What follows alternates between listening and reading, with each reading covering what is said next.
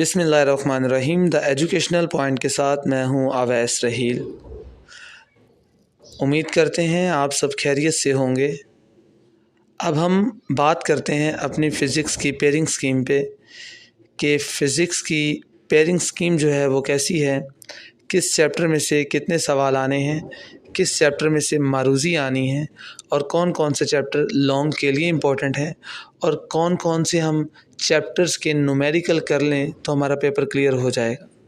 अब हम बात करते हैं, आपके पास फ़िज़िक्स में टोटल 9 चैप्टर्स हैं जिनमें से आपको 12 नंबर की मारूज़ियाँ दी जानी हैं, लेकिन ये 12 नंबर की मारूज़ियाँ किस चैप्टर में से 1 आनी है, किन चैप्टरों में से 2 आनी है, किन चैप्टरों में से 3 आनी है, अब हम वो देखते हैं।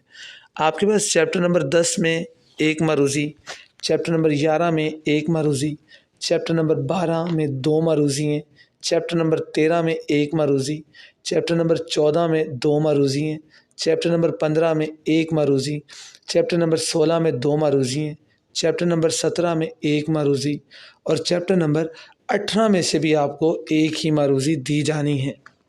इसके बाद आपके शॉर्ट क्वेश्चन का सेक्शन स्टार्ट होता है जो कि आपका सवाल नंबर 2 होगा। सवाल नंबर 2 में आपने शॉर्ट करने होंगे, कोई से आपको 8 सवाल दिए जाएंगे, जिन 8 में से आपने कोई से 5 सवालों के जवाब देने होंगे। अब वो 8 सवाल किस किस चैप्टर में से होंगे? चैप्टर नंबर 14, 15 और 18। चैप्टर नंबर 14 में से आपको 3 शॉट आने हैं, चैप्टर नंबर 15 में से आपको 2 शॉट आने हैं और चैप्टर नंबर 18 में से आपको 3 शॉट आने हैं। तो इन टोटल 8 सवालों में से आपने 5 सवाल करने हैं जो कि आपके बराबर होंगे 10 नंबर के। इसके बाद सवाल नंबर 3 है। सवाल नंबर 3 में भी आपके पास 8 सवाल होंगे जिनमें से आपने 5 के जवाब देने होंगे। अब ये 5 सवाल जो हैं आपके, ये सवाल नंबर 3 में कहाँ कहाँ से आने हैं? चैप्टर नंबर 11 में से आपको 2 शॉट आने हैं, चैप्टर नंबर 13 में से आपको 3 शॉट आने हैं और चैप्टर नंबर 17 में से आपको 3 शॉट आने हैं। तो ये भी टोटल शॉट आपके हो गए 8, जिनमें से आपने 5 करने हैं जो कि बराबर हैं 10 के। यानी आपका दूसरा क्वेश्चन शॉर्ट का, सवाल नंबर 2, सवाल नंबर 3, ये दोनों 10-10 नंबर के हैं और सवाल नंबर 1 आपका 12 नंबर का है। इसके बाद सवाल नंबर 4 है जो भी ये भी आपका शॉर्ट पर ही मौजूद है। इसके बाद सवाल नंबर 4 है, इसमें भी आपको शॉर्ट आंसर क्वेश्चन ही किए जाने हैं। अब इसमें टोटल 8 सवाल है जिनमें से आपने 5 के जवाब देने हैं। अब वो 5 आप किन चैप्टर्स में से करेंगे? आपको ये टोटल 8 सवाल 3 चैप्टर में से आने हैं, 10, 12 और 16।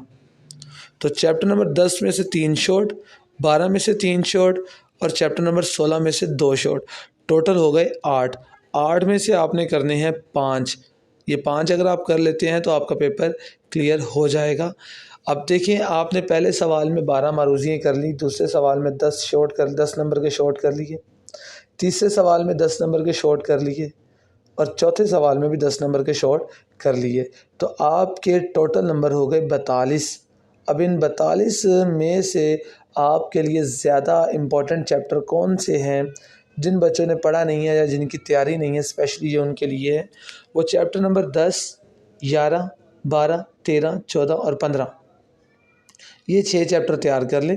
इन 6 चैप्टरों में से उनकी मारूज़ी भी तकरीबन 8 नंबर की क्लियर हो जाएगी और उनके कोई 20 नंबर के शॉर्ट भी क्लियर हो जाएंगे। इसके बाद है पार्ट 2। पार्ट 2 जो है वो आपका लॉन्ग पर मौजूद है, जिसमें आपको सवाल दिए जाते हैं 3, जिन 3 में से आपने कोई से 2 सवाल करने होते हैं। एक सवाल आपका 9 नंबर का होता है, चॉइस में आपके पास 1 सवाल होता है, लेकिन हम नोट पढ़ लेते हैं। Attempt any 2 questions. उसके बाद अब ये आपका सवाल जो है, ये जो पार्ट 2 है, पार्ट 2 आपका सवाल नंबर 5, 6 और 7 पर मुश्तमिल है। सवाल नंबर 5 जो है आपका, वो चैप्टर नंबर 10 और 16 यानी 10 और 16 में से आपका पहला लॉन्ग आना है और उसी का 5वें का बी पार्ट जो है वो आपका चैप्टर नंबर 12 में से कन्फर्म है, न्यूमेरिकल। चैप्टर नंबर 12 आपका न्यूमेरिकल के लिए इम्पोर्टेंट है और थ्योरी के लिए चैप्टर नंबर 10 और 16। 10 और 16 में से आपको 5वें सवाल का पहला पार्ट दिया जाना है और इसी का बी पार्ट आपको चैप्टर नंबर 12 में से दिया जाना है।